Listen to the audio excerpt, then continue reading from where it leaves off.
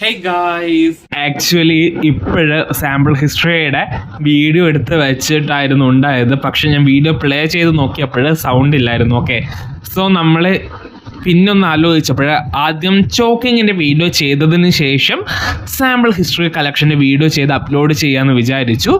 Anyway, നമ്മൾ ഇന്ന് സംസാരിക്കാൻ പോകുന്നത് ചോക്കിംഗ് ആണ്. Choking, what is choking? നമ്മളിപ്പോഴും പലപ്പോഴും ഭക്ഷണം കഴിച്ചുകൊണ്ടിരിക്കുമ്പോഴും സംസാരിക്കുമ്പോഴൊക്കെ പെട്ടെന്ന് തൊണ്ടയിൽ കുടുങ്ങി തലയിൽ കയറി തരിമുക്ക് കയറി എന്നൊക്കെ പറഞ്ഞിട്ട് ഭയങ്കര ചുമക്കവും കാര്യങ്ങളൊക്കെ ചെയ്യില്ലേ? അത് തന്നെയാണ് നമ്മളിപ്പോഴും എന്തെങ്കിലും ഒരു പാർട്ടിക്കിൾ നമ്മുടെ എയർവേയിൽ തങ്ങി നിൽക്കുകയാണ്. ഈ ഒരു ടൈമിലാണ് ചോക്കിംഗ് ഉണ്ടാകുന്നത്. So let's discuss about choking guys. നമ്മളെ ചോക്കിംഗ് എന്ന് പറയുമ്പോൾ രണ്ട് രീതിയിലുണ്ട്. ഒന്ന് മൈൽഡ്, പിന്നൊന്ന് സിവിയർ അല്ലെങ്കിൽ ലൈഫ് ത്രെറ്റനിങ് ആയിട്ടുള്ളത്. മൈൽഡ് ചോക്കിങ്ങിൽ എന്തെങ്കിലുമൊക്കെ ഒരു സാധനം നമ്മൾ തൊണ്ടയിൽ കുടുങ്ങുകയാണ്, പക്ഷേ നമുക്കത് ചുമക്കാൻ പറ്റും, നമുക്ക് കമ്മ്യൂണിക്കേറ്റ് ചെയ്യാൻ പറ്റും, നമ്മുടെ എയർ എക്സ്ചേഞ്ചിൽ വലിയ ബുദ്ധിമുട്ടുണ്ടാകില്ല. ഇങ്ങനൊരു സിറ്റുവേഷനാണ് നമ്മൾ മൈൽഡ് ചോക്കിംഗ് എന്ന് വിളിക്കുന്നത്. സിവിയർ ചോക്കിങ്ങിലേക്ക് എത്തുമ്പോൾ നമ്മൾ യൂണിവേഴ്സൽ ചോക്കിംഗ് സൈൻ ഉണ്ടാകും. അതായത് ഇങ്ങനെ പിടിക്കുന്ന ഇത് ഒരു യൂണിവേഴ്സൽ ആയിട്ടുള്ള ചോക്കിംഗ് സൈനാണ്. എന്തെങ്കിലും തൊണ്ടയിൽ കുടുങ്ങി നമ്മുടെ എയർവേ കംപ്ലീറ്റ്ലി ഒബ്സ്ട്രക്റ്റഡ് ആകുമ്പോൾ ഒട്ടുമിക്ക ആൾക്കാരും യൂണിവേഴ്സലി കാണിക്കുന്ന ഒരു സൈനാണ് ഇത്. പിന്നെ ആൾക്കാർക്ക് സംസാരിക്കാൻ പറ്റത്തില്ല, എയർവേ ഒബ്സ്ട്രക്റ്റഡ് ആകും. എയറിൻ്റെ മൂവ്മെൻ്റ് ഒക്കെ വെച്ചിട്ടാണ് നമ്മുടെ സൗണ്ടൊക്കെ പുറത്ത് വരുന്നത്. അപ്പോൾ സംസാരിക്കാൻ പറ്റില്ല, ചുമക്കാൻ പറ്റില്ല. ഇതാണ് സിവിയർ ചോക്കിങ്ങിൻ്റെ സൈൻസ് ആൻഡ് സിംറ്റംസ്. ഇനി മൈൽഡ് ചോക്കിങ് എങ്ങനെയാണ് നമുക്ക് മാനേജ് ചെയ്യാൻ പറ്റുക? മൈൽഡ് ചോക്കിങ് ഉണ്ടാകുമ്പോൾ ആൾക്കാരെ ചുമക്കാൻ വേണ്ടി എൻകറേജ് ചെയ്യുക. ചുമക്കുമ്പോൾ ആ സാധനം പുറത്തേക്ക് വരാനുള്ള ചാൻസ് ഉണ്ട്. നമുക്ക് വെളിയിൽ കാണുന്നതാണെങ്കിൽ നമുക്ക് അപ്പം തന്നെ എടുത്ത് കളയാനും സാധിക്കും. പക്ഷേ സിവിയർ ചോക്കിങ്ങിൻ്റെ കേസിലേക്ക് എത്തുന്ന സമയത്ത് കുറച്ച് കാര്യങ്ങളുണ്ട്, നമ്മൾ അറിഞ്ഞു വെക്കേണ്ട ചില കാര്യങ്ങളുണ്ട്. ആൾക്കാർക്ക് സംസാരിക്കാൻ പറ്റില്ല, ചുമക്കാൻ പറ്റില്ല, യൂണിവേഴ്സൽ ചോക്കിംഗ് സൈന് കാണിക്കും. ഇതിൽ നമുക്ക് അഡൾട്ട്സിൽ ചെയ്യുന്നത് അബ്ഡോമിനൽ ത്രസ്റ്റ് അല്ലെങ്കിൽ അതിനെ ഹെൻലിച്ച് മാനുവർ എന്ന് വിളിക്കും. ഞാൻ അതിൻ്റെ വീഡിയോ കിട്ടുകയാണെങ്കിൽ ഈ സൈഡിൽ തന്നെ പ്ലേ ചെയ്യാം കേട്ടോ. ഇതിൽ ഏറ്റവും ഫസ്റ്റ് ഒരു യൂണിവേഴ്സൽ ചോക്കിംഗ് സൈന് കാണിക്കുന്ന ഒരാളാണ് നിങ്ങളുടെ മുമ്പിൽ എത്തിപ്പെടുകയാണ്. നിങ്ങൾ പെട്ടെന്ന് ചെയ്യേണ്ടത് ആളുടെ പുറകിൽ ചെന്ന് നിൽക്കുകയാണ് വേണ്ടത്. എന്തിനാ പുറകിൽ ചെന്ന് നിൽക്കുന്നത്? നമ്മൾ നേരിട്ട് കണ്ടാലല്ലേ മനസ്സിലാവും. കാരണം ഈ ഒരു ചോക്കിംഗ് കാരണം എയർവേ ഒബ്സ്ട്രക്റ്റഡ് ആയിട്ട് ആള് പെട്ടെന്ന് തന്നെ ഒരു കാർഡിയാക് അറസ്റ്റിലേക്കൊക്കെ എത്തിപ്പെട്ടേക്കാം, അല്ലെങ്കിൽ റെസ്പിറേറ്ററി അറസ്റ്റിലേക്കൊക്കെ എത്തിപ്പെട്ടേക്കാം. സോ ആളുടെ സേഫ്റ്റിക്കും നമ്മുടെ സേഫ്റ്റിക്കും വേണ്ടിയിട്ടാണ് നമ്മൾ പിന്നിൽ ചെന്ന് നിൽക്കുന്നത്. പിന്നിൽ ചെന്ന് നിന്ന് നമ്മുടെ ഒരു കാല് ആ മറ്റേ മുമ്പിൽ ചോക്ക് ചെയ്തുകൊണ്ട് നിൽക്കുന്ന ആളുടെ രണ്ട് കാലിൻ്റെ ഇടയിലേക്ക് കയറ്റി വെച്ചിട്ട് നിൽക്കുന്ന പൊസിഷനിൽ കേട്ടോ. ആൾ നമ്മളെ ദേഹത്തേക്ക് സപ്പോർട്ട് ചെയ്യാൻ പറ്റുന്ന രീതിയിൽ വേണം നിൽക്കാൻ വേണ്ടിയിട്ട്. എന്നിട്ട് നമ്മളെ ഒരു കൈ നമ്മുടെ ഡോമിനൻ്റ് ഹാൻഡ് എടുക്കുക, ഒരു ഫിസ്റ്റ് ഉണ്ടാക്കുക, മുഷ്ടി ഉണ്ടാക്കുക. ഓക്കെ, ഇങ്ങനെ മുഷ്ടി ഉണ്ടാക്കുക. അത് നമ്മുടെ ആളെ ഇങ്ങനെ വലിഞ്ഞു നിൽക്കുന്ന രീതിയിൽ വേണം. ഈ ഒരു വീഡിയോ അത്ര ക്ലാരിറ്റി ഉണ്ടാവില്ല, ഞാൻ വീഡിയോ തന്നെ കാണിച്ചില്ല സൈഡിൽ കേട്ടോ. ഒരു ഫിസ്റ്റ് ഉണ്ടാക്കുക, ഈ ഒരു തമ്പ് വെച്ചിട്ട് വേണം നമ്മളൊരു പ്രഷർ കൊടുക്കാൻ വേണ്ടിയിട്ട്. അബ്ഡോമിനൽ ത്രസ്റ്റ് എന്നാണ്. അപ്പോഴും അബ്ഡോമിനിലേക്കാണ് നമ്മൾ ത്രസ്റ്റ് കൊടുക്കുന്നത്. അതിൽ തമ്പ് ആളെ അബ്ഡോമിനിൽ നേവൽ ഏരിയയുടെ തൊട്ട് മുകളിൽ ചെസ്റ്റിൻ്റെ ഇടയിലായിട്ട് ആ ഒരു സ്പേസിലായിട്ട് വരുന്ന രീതിയിൽ നമ്മൾ വെക്കുക, പ്രസ് ചെയ്യുക. മറ്റേ കൈ വെച്ചിട്ട് നമ്മൾ ഈ ഒരു ഇതിന് സപ്പോർട്ട്, ഈ ഒരു നമ്മുടെ ഒരു ഫിസ്റ്റിനെ സപ്പോർട്ട് ചെയ്യുക. എന്നിട്ട് ബാക്കിലേക്കും മുകളിലേക്കുമായിട്ടൊരു പ്രഷർ അപ്ലൈ ചെയ്യുക. ബാക്ക്വേർഡ് ആൻഡ് അപ്വേർഡ് ആയിട്ടൊരു പ്രഷർ അപ്ലൈ ചെയ്യുക. അവിടെ ഉണ്ടാകുന്ന പ്രഷർ കാരണം ഉള്ളിൽ കുടുങ്ങി നിൽക്കുന്ന സാധനം പുറത്തേക്ക് വരാനുള്ള ഒരു ചാൻസസ് ഉണ്ട്. ഇങ്ങനെ ഈ ഒരു സാധനം ഔട്ട്സൈഡിലേക്ക് വരുന്നവരെ നമ്മൾ ഈ ഒരു ഇത് കണ്ടിന്യൂ ചെയ്തുകൊണ്ടിരിക്കണം. ഇൻ കേസ് ഇങ്ങനെ ചെയ്തുകൊണ്ടിരിക്കുന്ന ഇടയിൽ ആള് അൺറെസ്പോൺസീവ് ആകുകയാണ്, എന്ത് ചെയ്യും? നമ്മുടെ ദേഹത്തേക്ക് മെല്ലനെ ആള് സപ്പോർട്ട് ചെയ്ത് നിലത്തേക്ക് കടത്തിയിട്ട് CPR സ്റ്റാർട്ട് ചെയ്യുക. ആ CPRൻ്റെ ഫോഴ്സിൽ ആ ഒരു ഒബ്ജക്റ്റ് പുറത്തേക്ക് വരും. ആളുടെ ജീവൻ വരെ രക്ഷിക്കാനും സാധിക്കുന്നതാണ്. ഇതാണ് വലിയ അഡൾട്ട്സിൽ നമ്മൾ ചെയ്യേണ്ട കാര്യം.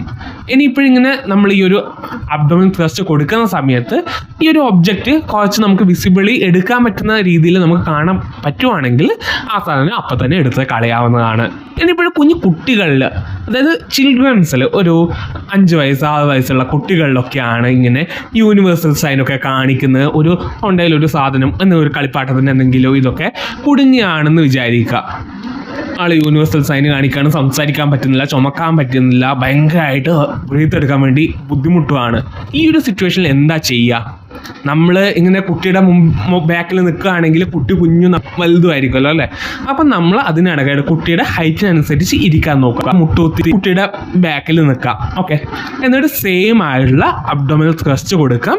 ഇനിയിപ്പോഴും കുട്ടി അൺറെസ്പോൺസീവ് ആവുകയാണെങ്കിൽ CPR സ്റ്റാർട്ട് ചെയ്യുക. കുട്ടിയുടെ ബോഡി സർഫസ് ഏരിയ വലുതൊക്കെ ആണ് എങ്കിൽ നമുക്ക് 2 ഹാൻഡ് CPR യൂസ് ചെയ്യാം. അല്ല കുഞ്ഞ് ബോഡി സർഫസ് ഏരിയ ഒക്കെയുള്ള കുട്ടിയാണെങ്കിൽ നമുക്ക് 1 ഹാൻഡ് വെച്ചിട്ടും CPR കൊടുക്കാം. ഇനി നമുക്ക് ഇൻഫൻസിലേക്ക് വരുമ്പോൾ, അതായത് കുഞ്ഞു കുട്ടികൾക്ക് 1 വയസ്സിനും താഴെയുള്ള കുട്ടികൾക്ക് ചോക്കിംഗ് ഉണ്ടാവുകയാണ്. അവരൊരിക്കലും കമ്മ്യൂണിക്കേറ്റ് ചെയ്തില്ല, യൂണിവേഴ്സൽ സൈന് കാണിക്കത്തില്ല.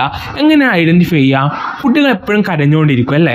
അവർ പെട്ടെന്ന് കരയാണ്ട് കുട്ടി നിൽക്കുകയാണ്, അല്ലെങ്കിൽ പെട്ടെന്ന് ഒന്നുമില്ല, കരച്ചിലൊന്നുമില്ല, ശ്വാസം എടുക്കാൻ ഭയങ്കരമായിട്ട് ഡിസ്ട്രെസ് ആവുകയാണ്, കൈയും ചുണ്ടുകളൊക്കെ നീലിച്ച് വരികയാണ്, നീല കളർ ഉണ്ടാവുകയാണ്, സൈനോസിസ് ആവുകയാണ്.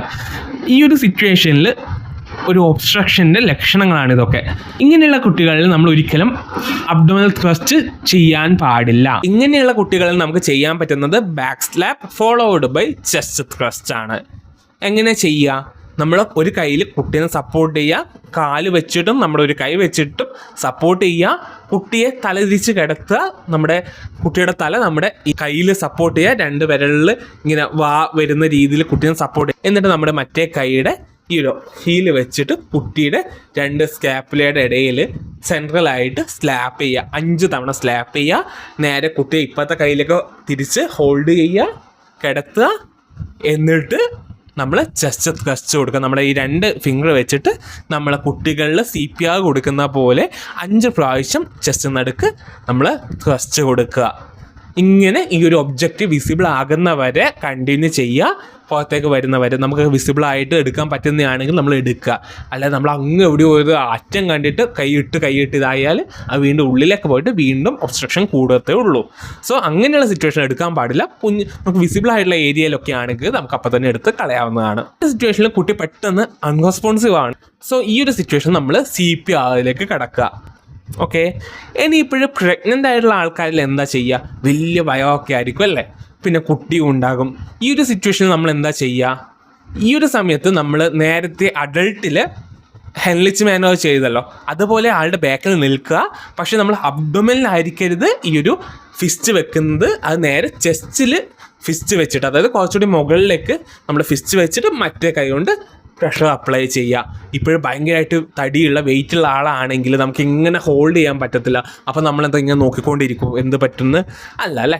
നമുക്ക് എവിടെയാണോ ഏറ്റവും കൂടുതലായിട്ട് സുഖമായിട്ട് ഹോൾഡ് ചെയ്യാൻ പറ്റുന്ന ആ ഏരിയയിൽ ഹോൾഡ് ചെയ്തിട്ട് ത്രസ്റ്റ് കൊടുക്കുക. ബാക്കിലേക്കും മുകളിലേക്കും ആയിട്ട് ഒരു ഫോഴ്സ് അപ്ലൈ ചെയ്യുക. ആ ഒരു ഫോഴ്സിൽ ഈ ഒരു ഉള്ളിൽ കിടക്കുന്ന ഒബ്ജക്റ്റ് പുറത്തേക്ക് വരും. ഇത് നല്ല നീളമുള്ള ആൾക്കാരിലാണെങ്കിൽ എന്ത് ചെയ്യും? നമുക്ക് പെട്ടെന്ന് ഇങ്ങനെ ഹോൾഡ് ചെയ്താൽ കാലിലൊക്കെ ആയിരിക്കും ഹോൾഡ് ആവുന്നത് അല്ലേ. അപ്പോഴും നമുക്ക് ചെയ്യാൻ പറ്റുന്നൊരു കാര്യം, ഒരു കുറച്ചുകൂടി ഒരു മതിലിൻ്റെ ബാക്കിലൊക്കെ ആണ് നിൽക്കുന്നതെങ്കിൽ, അല്ലെങ്കിൽ ഒരു കസേരയൊക്കെ എടുത്ത് ബാക്കിൽ വെച്ചിട്ട് നമുക്കിങ്ങനെ പോയി ഹോൾഡ് ചെയ്തിട്ട് ചെയ്യാവുന്നതാണ്. പക്ഷേ ആ മറ്റേ മുമ്പിൽ നിൽക്കുന്ന ആൾ വീഴാനുള്ള ചാൻസസ് കൂടുതലാണ്. അയാൾ വീഴുവാണെങ്കിൽ നമ്മൾ കസേരയിലാണ് നിൽക്കുന്നതെങ്കിൽ നമ്മളും ബാക്കിലേക്ക് കെട്ടി വീഴാനുള്ള ചാൻസസ് ഉണ്ട്. സോ അത് ചെയ്യുമ്പോൾ 2 ആൾക്കാർ കൂടെ സപ്പോർട്ടിനുണ്ടെങ്കിൽ മറ്റേ ഫ്രണ്ടിലുള്ള ആളെ ഒന്ന് സപ്പോർട്ട് ചെയ്യാൻ വേണ്ടി നിർത്തുക. അപ്പോൾ നമുക്ക് വീഴുവാണെങ്കിൽ പിടിച്ചൊന്ന് സപ്പോർട്ട് ചെയ്ത് കിടത്താമല്ലോ. ഓക്കെ, ഇനി നീളം കുറച്ചുള്ള ആൾക്കാരിലാണെങ്കിൽ നമ്മൾ നേരത്തെ കുട്ടികളിൽ ഒരു 4-5 വയസ്സൊക്കെയുള്ള കുട്ടികളിൽ ബാക്കിൽ ഇരുന്നിട്ട് ചെയ്യുന്ന പറഞ്ഞില്ലേ, അതുപോലെ ഇരുന്നിട്ട് ചെയ്യാവുന്നതാണ്. ഇതൊക്കെയാണ് ഇന്നത്തെ വീഡിയോ. മറ്റൊരു വീഡിയോയിൽ മറ്റൊരു വിഷയമായിട്ട് കാണുന്നത്. Signing off, Raj. ബൈ.